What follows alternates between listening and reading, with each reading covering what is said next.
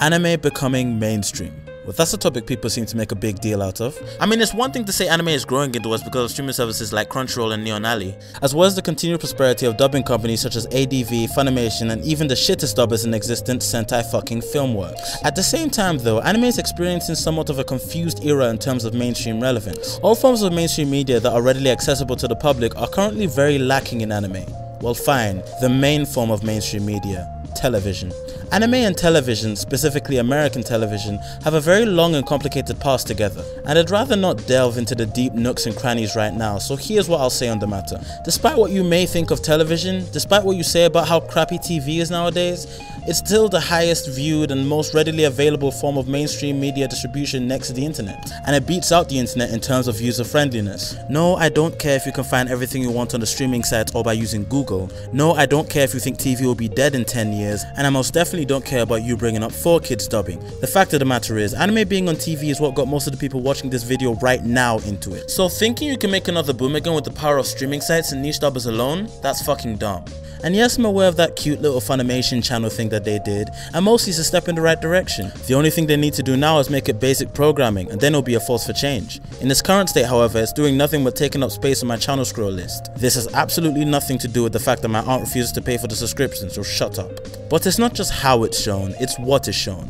I've already made a video about this in the past, and I encourage you to watch it if you haven't yet. The long and short of it is though, is that you can get someone into anime based on their own preferred tastes, and not through blind recommendation. Also, the fact of the matter is, a lot of anime are made with Japanese audiences in mind, which is holding the medium back from breaking into Western markets. I mean, what do you expect? However, this is beginning to change with studios such as Gainax, Trigger, and Madhouse catering to a few Western sensibilities with their series. But enough about methods to make it mainstream. There's something I want to share with you about what I really think about this idea of anime being mainstream. The underlying thought process of the "we want anime to be mainstream" thing all stems from a desire for validation, a desire for acceptance from the outside world. We've dealt with liking this wonderful medium in secret for long enough, and all we want to do is to be able to share it with those we love without being looked at as weird, crazy, or nerdy. It's pretty simple. It's a pretty understandable goal. I would love a world where I'll be able to talk about the last episode of Monogatari with the dude from my college. I'd love to camp outside a packed theater for a Mamoru Hosoda movie. I'd love to meet someone with a cat named Sakamoto. I want anime to be accepted just as much as everyone else, but I also know where this leads. That's why after a lot of thought, it hit me. I don't want anime to be mainstream. I'm perfectly fine with it being for a niche audience. Damn fucking straight, I said it. I'm perfectly fine with anime being a niche experience, and here's why. I'm an avid gamer. I've played video games since my dad bought me Star Wars Pod Racing on the Nintendo 64. The number of video games I played in the past 10 years number more than the spikes on Gigguk's hair. Video games are a big part of my life. In fact, before I made this show about anime, I was contemplating making it about video games. I even have a script in production for a video about an extremely popular video game from earlier this year. But yes, I'm a gamer. And up until the end of Generation 6, gaming was relatively seen as a niche experience. Then when Generation 7 started, weird things started happening. Сегодня одной нации мы восприняли перед лицом предательства и оккупации.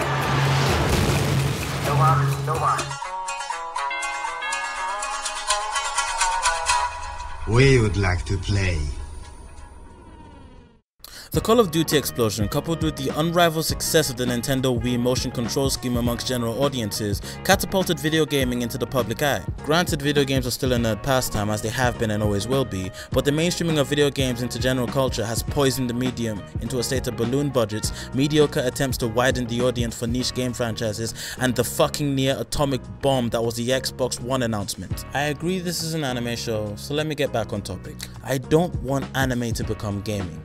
I don't want anime to become poisoned beyond repair the way gaming is. And when people talk about making anime mainstream, the discussion is always about how to do it and how much we need it to happen. It's always about what we can do to make it more well known and how cool it will be. But nobody seems to look at all the downsides. And trust me, there are so many downsides. Now bear in mind with me, the following scenarios are all based on anime gaining extreme popular ubiquity. I'm talking about super popular, as in everyone and their grandma is putting anime on their Netflix queues. Fox is airing episodes of Studio Madhouse's latest work, Studio Trigger is producing a series set to air on primetime networks, etc. If anime is mainstreamed, you can damn well bet that the friendly dubbing companies that are so keen on making quality localizations of their products will be bought up by bigger companies looking to cash in on the anime craze. And you know what that means. An entire dubbing landscape where everyone is trying to be for kids.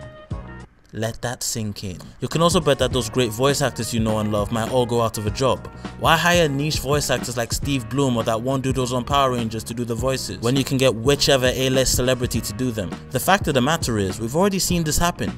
Ghibli movies are known for making use of Hollywood stars, and if anime as a whole gets to the mainstream status as Ghibli movies, you can bet your bottom dollar that this will be the case. All those voices you love so dearly will be replaced by whichever famous actor wants to lend their vocal cords. Nino, don't fucking say shit like that, man. That's nightmare fuel. That's not what the nightmare ends. Say anime gets big.